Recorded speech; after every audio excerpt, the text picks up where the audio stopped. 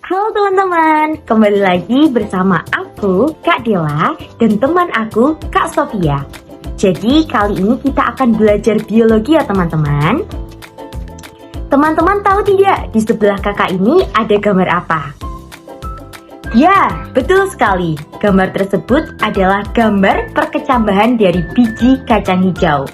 Kalau di gambar tersebut, memang kecambahnya sudah agak panjang ya teman-teman. Kalau kecambahnya masih kecil, kita sering menyebutnya sebagai tauge.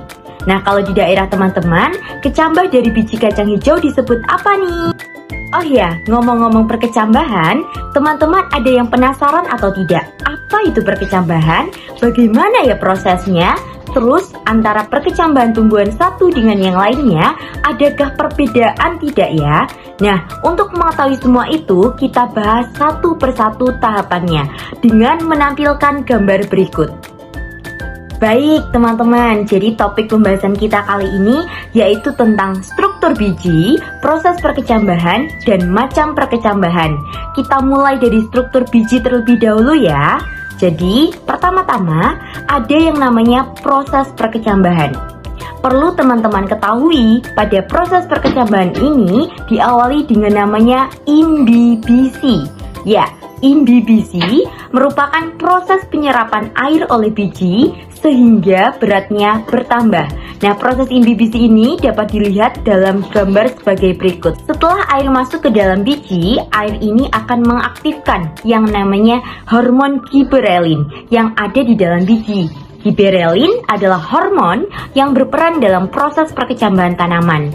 Giberelin ini merangsang aleuron untuk mensintesis dan mengeluarkan enzim. Nah, dalam hal ini proses dari imbibisi dapat ditampilkan sesuai yang ada di video ini. Jadi diperhatikan ya teman-teman. Setelah hormon giberelin aktif, giberelin juga akan mengaktifkan enzim-enzim hidrolisis. Contohnya adalah enzim protase, lipase, dan juga dari amilase.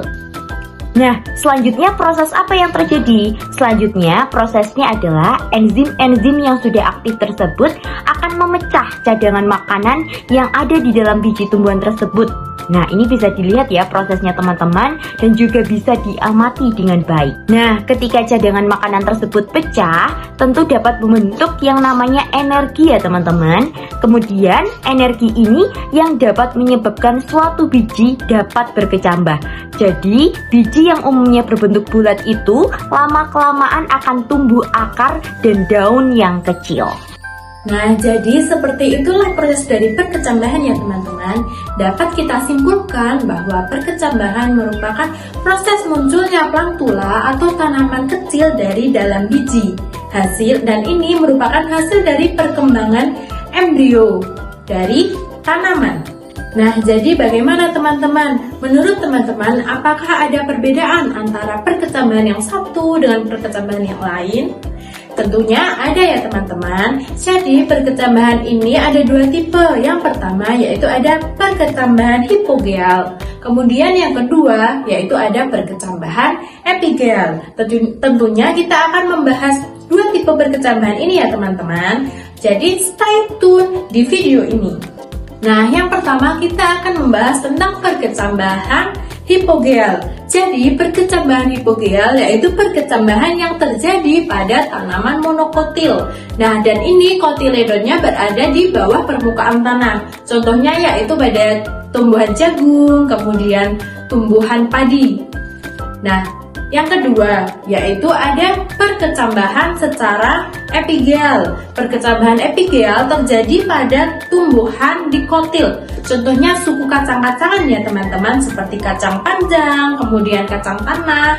Nah, dan letak dari kotiledonnya yaitu berada di atas permukaan tanah. Nah, seperti itulah proses dari perkecambahan dan macam-macam dari perkecambahan ya teman-teman. Bagaimana, apakah kalian semua sudah mengerti sekarang? Yang selanjutnya kita akan menuju ke contoh soal.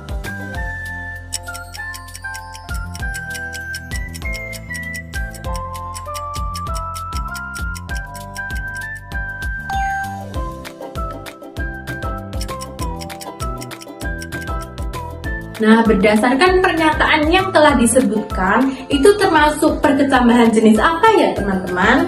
Coba silahkan diskusikan bersama teman kalian, kemudian tulis di kolom komentar ya teman-teman.